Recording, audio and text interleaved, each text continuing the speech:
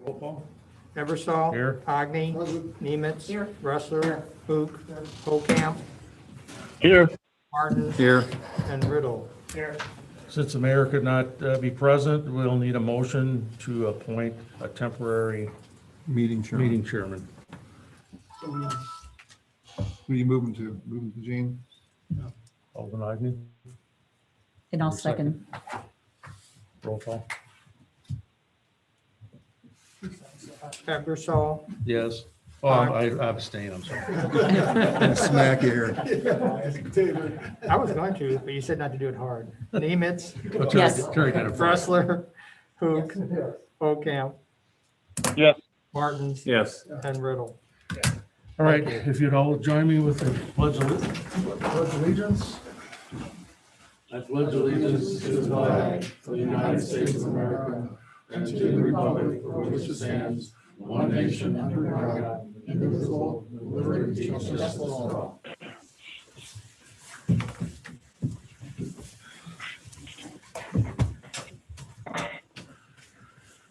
October is a Domestic Violence Awareness Month, so I have a proclamation to read.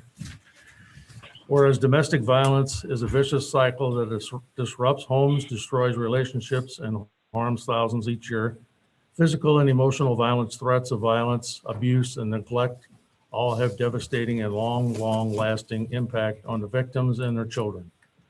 Domestic violence breaches the peace and dignity of our homes and communities. Whereas domestic violence does not discriminate based on race, age, sexual orientation, religion, or gender. It happens to couples who are married, living together, or who are dating. It happens to couples who have separated or divorced. It affects people of all socioeconomic backgrounds and education levels. The crime of domestic violence violates an individual's privacy, dignity, and security through the use of physical, emotional, sexual, and economic control and abuse. It transforms the home from a place that is meant to be loving and safe into a place of danger, despair, and fear. Whereas domestic violence is not a private family matter, it is a crime. Domestic violence not only affects those who are abused, but also has significant effect on family members, friends, co-worker, and the community at large. Children who grow up in the midst of violence have much higher incidence of depression, suicidal tendencies, eating disorders, and developmental delays.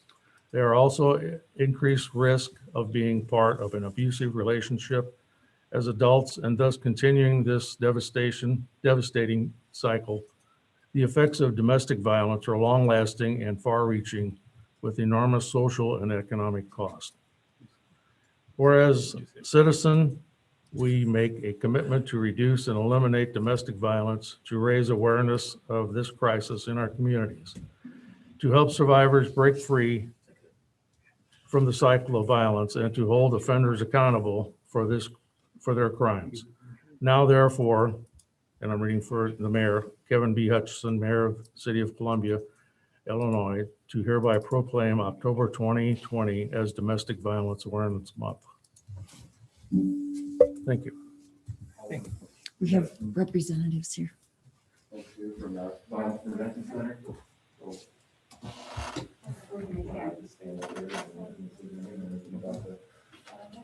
Sure. Hi, I'm Leanne, the Director of Legal Advocacy. I just want to say thank you.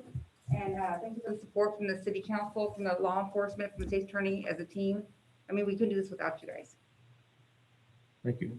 Did you want a picture with Alderman Sure. Eversol holding the proclamation? Yeah. Sure, All right. that should needs to go in the paper. Yeah. So where am I going this way?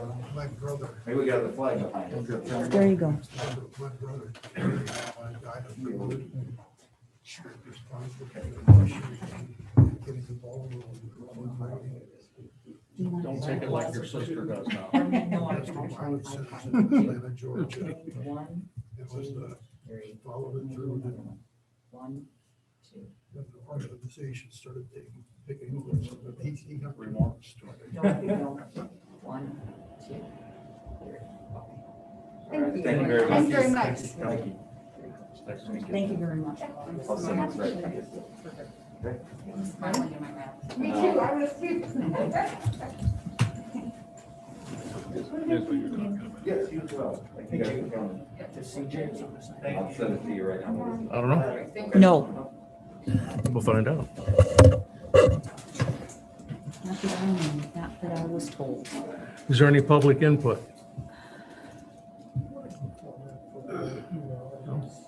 And we received no emails. No emails? Okay.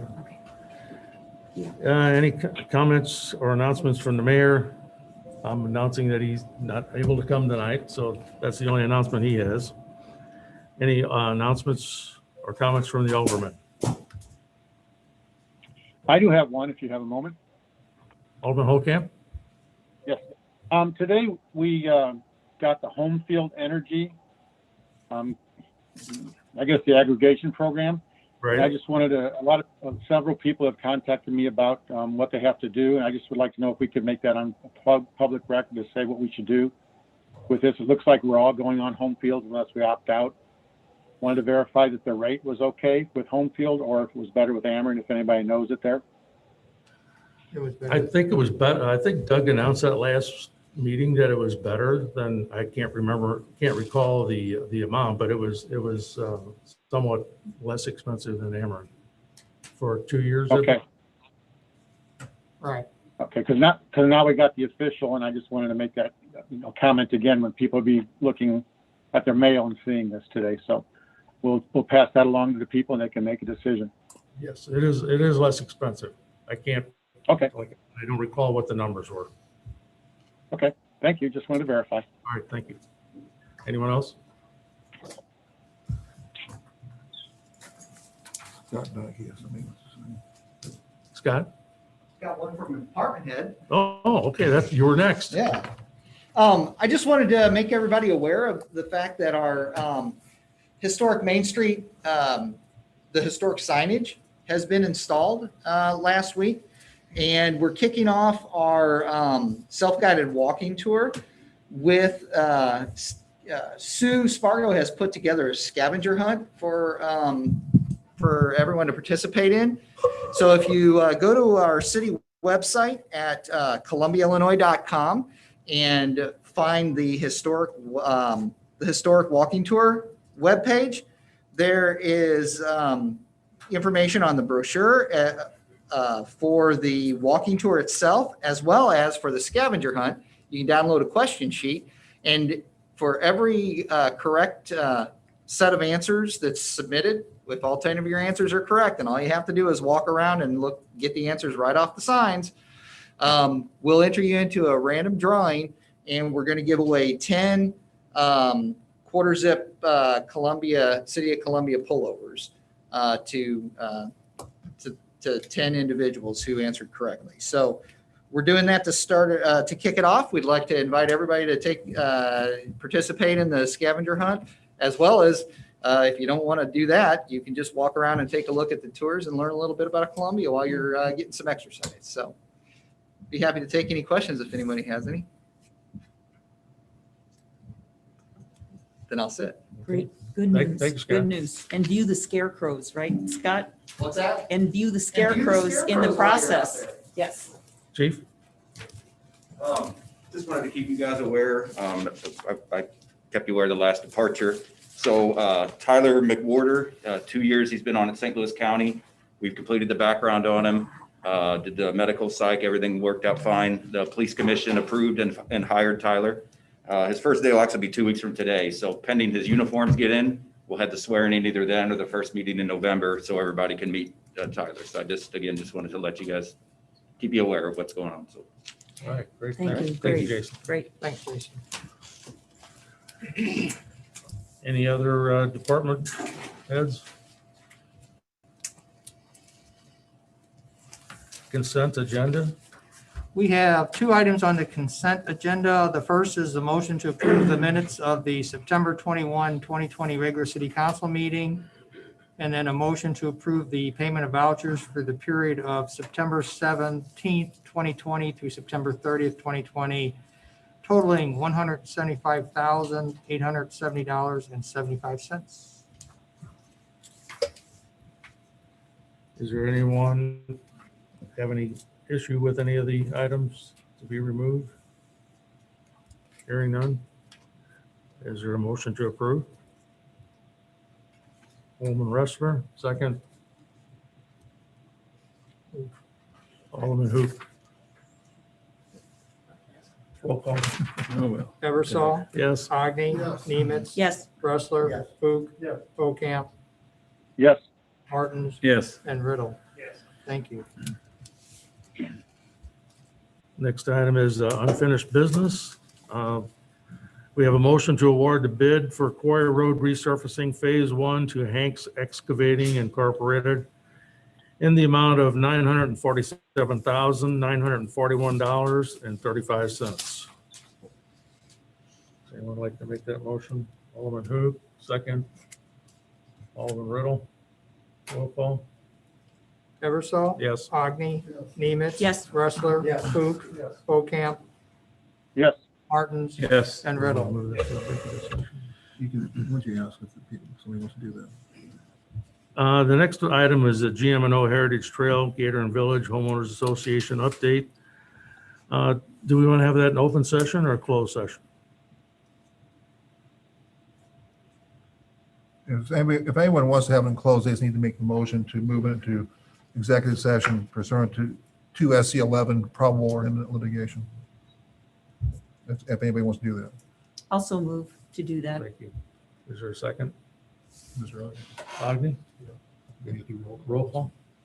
Eversol, Yes. Agni, Yes. Nemitz. Yes. Bressler. Yes. Fook. Yes. Ocamp, Martins, Yes. Riddle. All right, thank you. That will be moved to closed session. New business, ordinance number 3536, approving a plat of survey and land transfer by way of real estate exchange from Monroe County parcel number 04-201-201-012-000 to Monroe County parcel number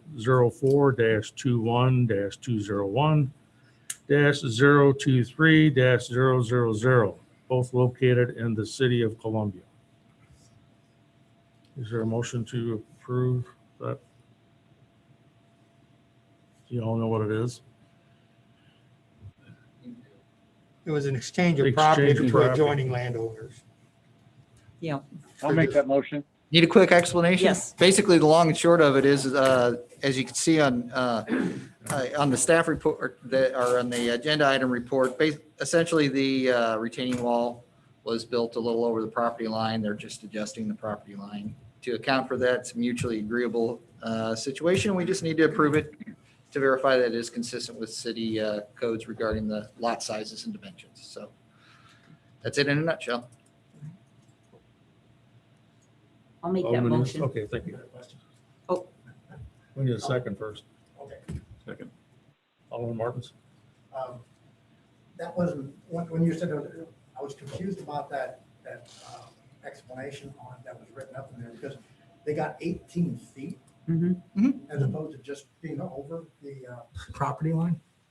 The- No, I'm just curious, was it over by a foot and they gave them 18 feet, or it was over by 12 feet? I was just curious. I mean, it doesn't matter. I was just curious why it was like 18 feet on this as opposed to.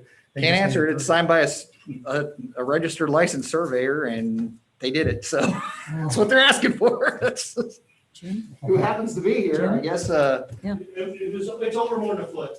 I Huh? don't have the numbers with me. It was what? It was over more than a foot. It was over like 8 or. But they just came to an agreement, they'll give them 18 feet. Yeah, Well, they didn't give them. Wow. You don't know. I'm not just kidding. Yeah, right. Believe in a good person? Roll call? Eversol. Yes. Agni, Yes. Nemitz. Yes. Bressler. Yes. Fook. Yes. Ocamp, Yes. Martins. Yes. Riddle. yes. Thank you.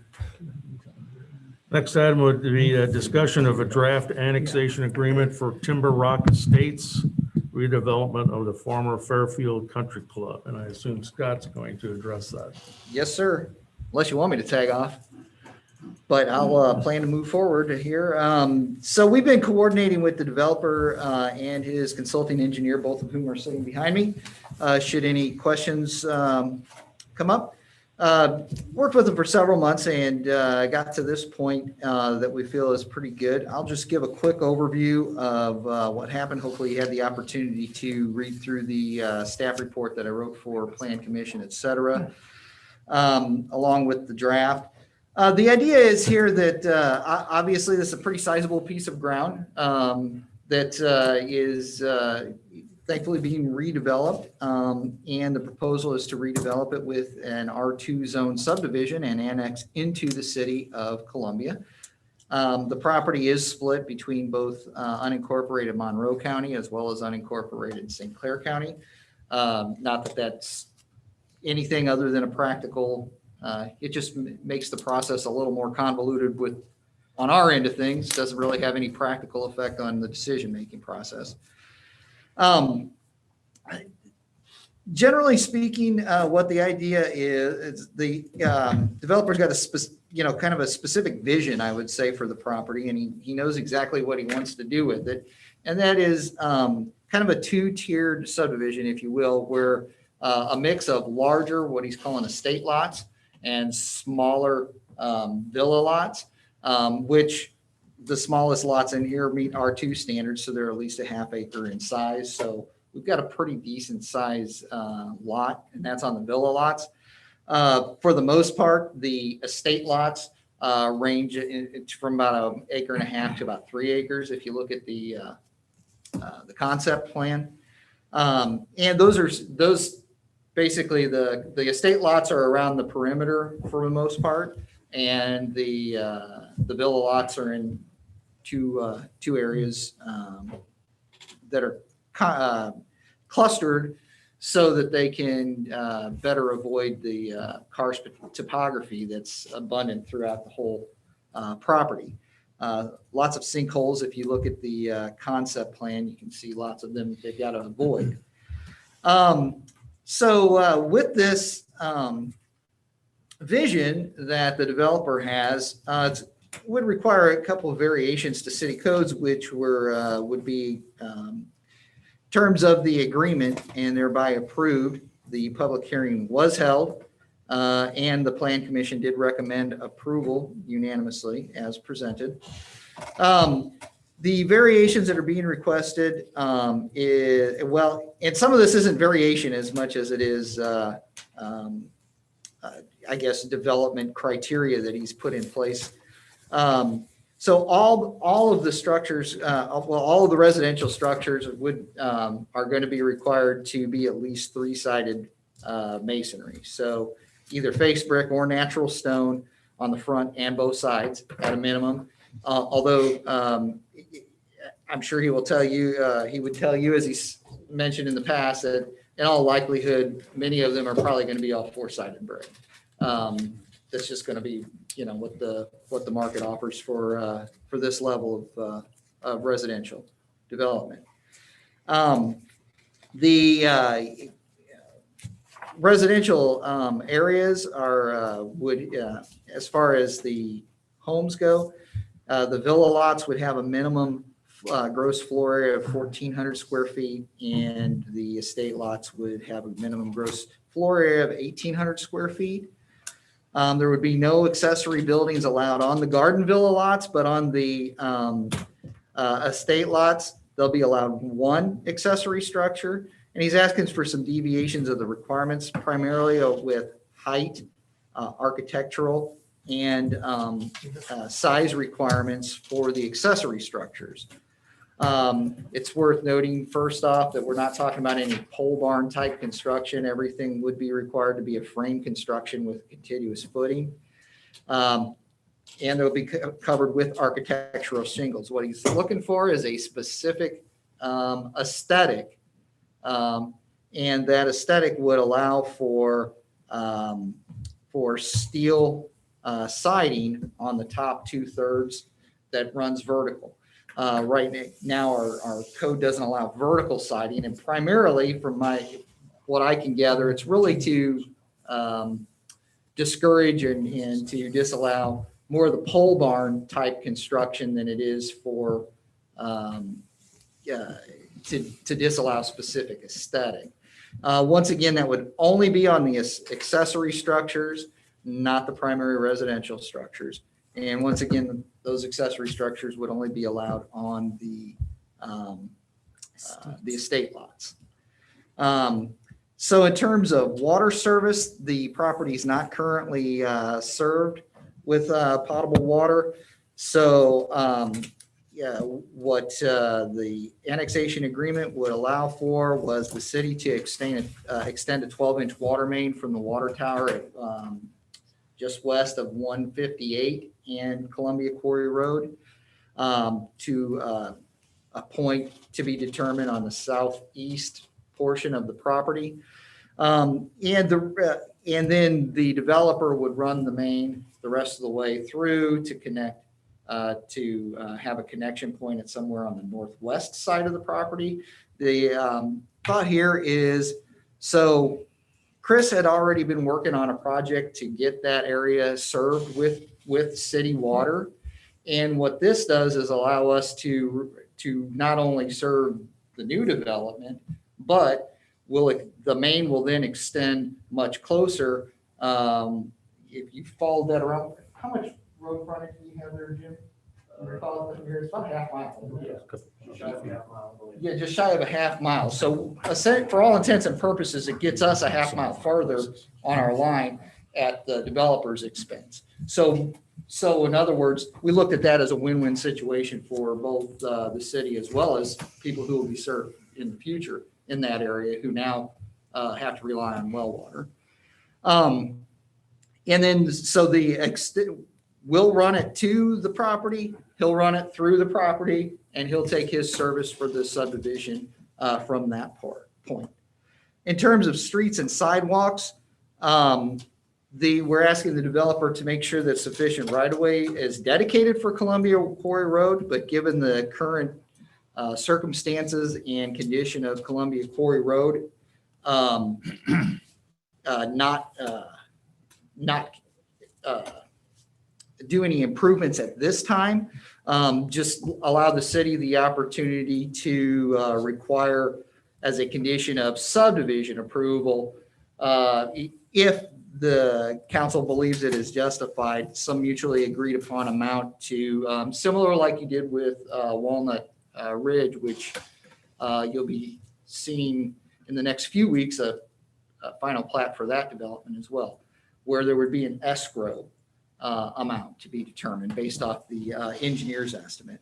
However, in lieu of providing sidewalks along Columbia Quarry Road, since that's it's an odd situation where we would just be assuming jurisdiction over just the portion that's in front of the development, minus if you look at there's a gap in there as well, because one of the lots with frontages is not part of this development. So it would just be a situation where it wouldn't really work. So what we're asking is that he would provide, in the agreement, would provide sidewalk through the development that would essentially connect the top part to the bottom part. But also he's going to have an area of common ground on the southeast portion of the development that currently has cart paths that will be connected, that will be converted. In addition to routing the sidewalk through the development, the public would get an access easement to the said recreational paths as well. So we looked at that as being pretty much a win-win for the community as well. That's it as far as the general terms of the agreement. As I mentioned, Plan Commission did recommend approval unanimously at their meeting, and I'd be happy to stand for any questions you may have.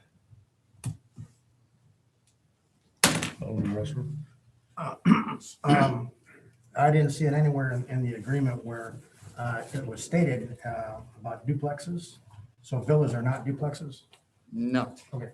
Because I've always heard villas used and they're not duplexes. Duplexes are not allowed in R2 zone. That's what I was thinking. I didn't know it because it wasn't mentioned in there if they were using villas and it was actually meant to mean duplexes. And it's not all duplexes. It's just single family housing. Single family homes. And you said on those outer buildings, and I found the Scourgis pole barns. But, so what he's talking about in here was a 3-foot brick and around the entire thing, and then having vertical siding, and then architectural shingles and that. Okay, so it would just remove the full vertical siding on pole barns, which is usually Well, it's requiring frame construction too. on the not- inside. Yeah, Okay, so it's going to be, I mean, it's going to be construction that's suitable for residential neighborhoods. okay, and on the sidewalks, what you were talking about how they were going to run them throughout. So inside the subdivision itself, they'll have the normal city streets and subdivision or sidewalks, as opposed to there are no variances to do away with the sidewalks to the, what is it now, 4 foot or 5? 5 foot. 5 foot. So I have 5 foot sidewalks Mhm. and I have normal, it's the extra wide streets too, right? With the, It'll be, 30 foot. yeah. So we got the new streets, we got the sidewalks and that, and no other variances. yeah, well, and keep in mind, one of those streets will be an extension of Cherry Street as well that'll come through. So that'll be done to collector standards. Okay. Oh, thanks. Alderman Evans? Could you just state I'm sorry, I didn't catch the width of the street will be on this, will be collector, it'll be, I mean, our R2 is 30 foot. is back to 30. back. I don't know the collector, on my head or how it's spelled. 30. I thought it was 34, but I could be wrong. Maybe a little bit wider than that, the road that comes through is the Cherry Street extension. Okay. But the rest of the streets for R2 is 30 foot back to back. That's what you have on R2. Which would be what we got in Gay Durham, right? And, yeah. And I think the documentation was very thorough, Scott. I mean, all the information was there, and I did attend virtually on the Plan Commission meeting, so I could put that with my notes and then what we had here. The only thing that I wasn't really clear about was the pedestrian connectivity with all of it. I'm still not, I have zoomed in over the weekend and I'm doing it now, but the outside again, there won't be anything along Quarry at all. You will have the standard, what Alderman Ressler said, the standard walks within the subdivision that will be provided, the 5 foot sidewalks. Correct. That will connect up to, you mentioned cart paths, and I wasn't really clear from the. If from you the look site at the plan, so- concept drawing that's in the packet, down in the bottom right-hand corner, there's an area that's common ground 3. There's an area where there's some, where they're gonna keep the cart paths in place and convert them to basically walking trails. Trail. Yeah. Okay. And that connects up then to, Yeah, then that- to, it's still hard to see. It's circuitous. I can tell that, that it's connected, but It connects to the, to 2 of the cul-de-sacs. If you look, right. At I the can see end, by lot so you can- 25 and by lot, let's see, would be over by a lot 33, between 30 and there you 33. go. Yes, ma'am. Okay, so it'll connect there. And Then, then there'll be one that goes out to Columbia Quarry Road as well. if you look. okay, and that's the one that runs adjacent, I guess, to 33, 32. Is that Correct. the one you're talking about, Scott? Correct. So that'll give everybody a functional connection that does the same thing as going all the way around. You just cut through instead of going around. Okay. Thank you. Yes, ma'am. Alderman Martins? The outbuilding is a minimum of 900 square feet. Is there a maximum? I Size? don't think I read that correctly. It's not a minimum of 900 square feet. The, Oh, I thought you said it was a minimum of 900. no, instead of the 900 square feet maximum that the code allows for, they're asking for up to 1,400 square feet. On the outbuilding. Well, no, I'm sorry. It just wouldn't be allowed to be larger than the house's footprint.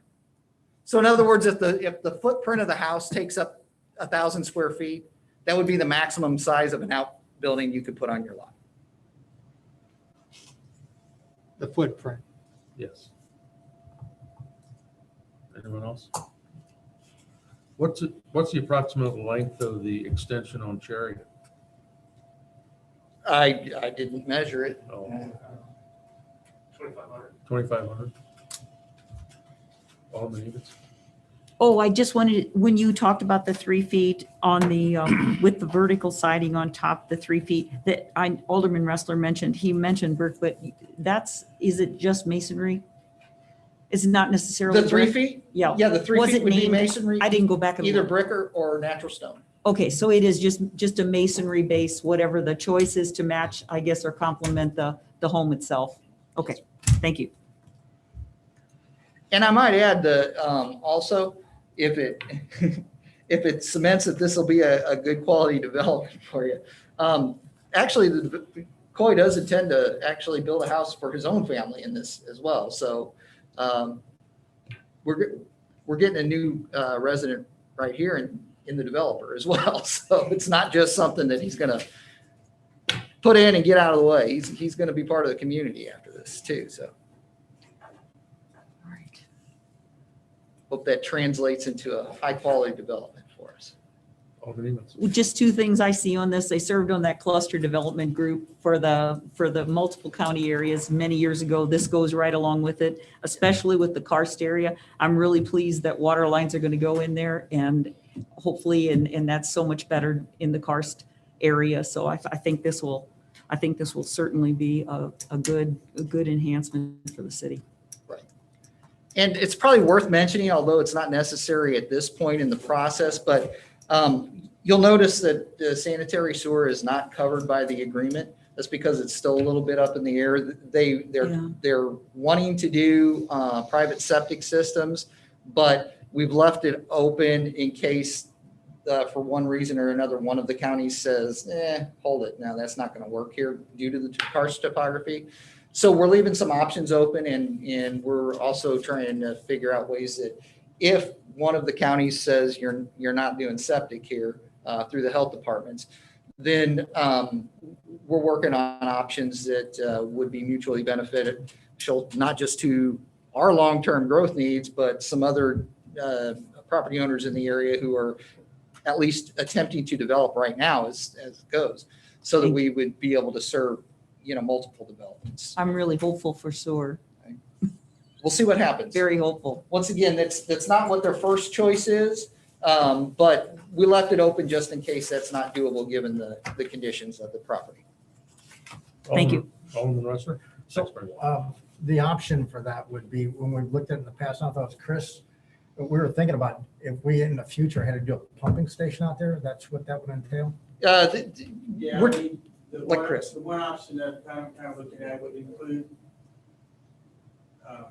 gravity sewer and a lift station, Okay. because you can't go through the. And you The given right- us an estimated cost of that, like $1 million or something?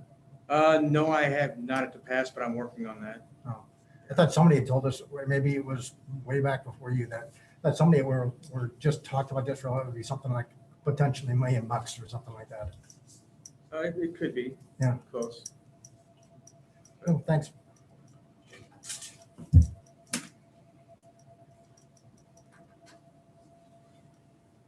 Anyone else?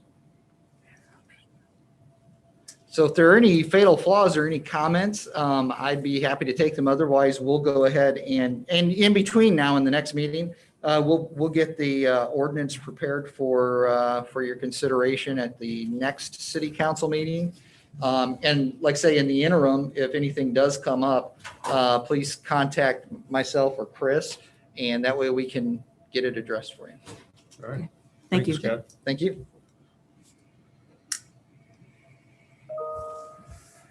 Item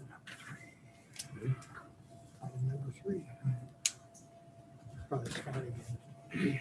Item number 3 would be discussion of the city initiated rezoning of 12 parcels from I-1 and R6 to C2 comprising the Metter Park block and the former Upchurch Oil and Ready Mix Bless you. Concrete property. Thank you. I'll just give a brief discussion of this. This is something we've discussed on 2 other occasions previously, and I think you're fairly well aware. Essentially, the entire block that Metter Park is on, including the Turner Hall, as well as the library, and there's 3 residential lots on the north side of the park. next to the library property, basically. And then the portion to the northeast of the tracks, which is the old concrete plant. So that's all included in that. As we've discussed, the primary idea of this is make sure we don't get industrial redevelopment in a location so close to our city center. This was advertised and noticed in excess of what the statutory and code requirements are. Not only did we notify the affected property owners, but also those who are adjacent to the rezoning. We've had no comments, no objections whatsoever. In fact, when they originally advertised, I had left those 3 residential parcels out of it. And I was contacted by the owner of 2 of those parcels and said, hey, bring us in. So we adjusted it. And when we re-advertised it, because we also postponed it at that time at the request of the owner of the former concrete plant site, because it was in the midst of a sale. So we postponed it for them. I haven't gotten an update on whether or not it sold, but I've had no further objections from them or the contract purchaser, who actually owns and operates a business in Columbia right now that is in the C2 district. So it's going to work out really well for us. So, that's the gist of it. Obviously, if there are any questions, I'd be happy to answer it. But like I said, the main idea is to just make sure that area redevelops in a manner that's more compatible with the park and the surrounding residential development in the area. So, be happy to stand for any questions.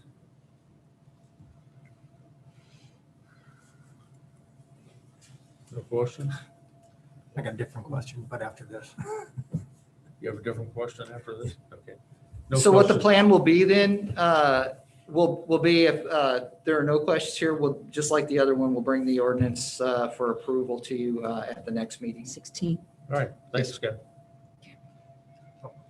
Alderman Russell. I was gone a few weeks ago on that, and apparently it came up about the confusion or a little bit of confusion about the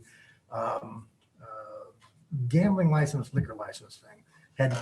When I left, I spoke to Doug. He was going to get in touch with you and talk about setting it up for a briefing for us. Had we done any of that? Well, Doug and I had already planned to kind of give an overview at the next council meeting on what the codes are related to video gaming establishments. Okay. I sent you an email this afternoon, Alderman Ressler, but you probably didn't have a chance to read it. Okay. But after I spoke to the Schlummers, I sent you an email this afternoon. Scott was in on it, the mayor, Doug. I'm trying to think who else. That was probably it. Alderman Martins also that it would be discussed on, and then you can verify it for the Schlummers. Right now, they're here this evening. So, but the discussion will be, as I told them today, on October the 19th. That's what our plan has been up to now. All right. Okay. Thanks. But you will have an email if you want to read it. Go ahead and read the thread. All right, we're going to move to closed session. What section is that under? Well, yeah. 2C11, probable imminent litigation. Because it says Charlie Cost. And also you can do it with respect, which one's 2C5 or 2C6 for? Litigation's good enough. Okay, we'll see what that. Thank you. We need to just do the roll call. You don't do any motion. Yes, you Need a motion. motion to go in executive session. Also Alderman move. Nemitz, Alderman Agnew, roll call. Eversol, Agni, Nemitz. Yes. Ressler. Yes. Hook. Ocamp.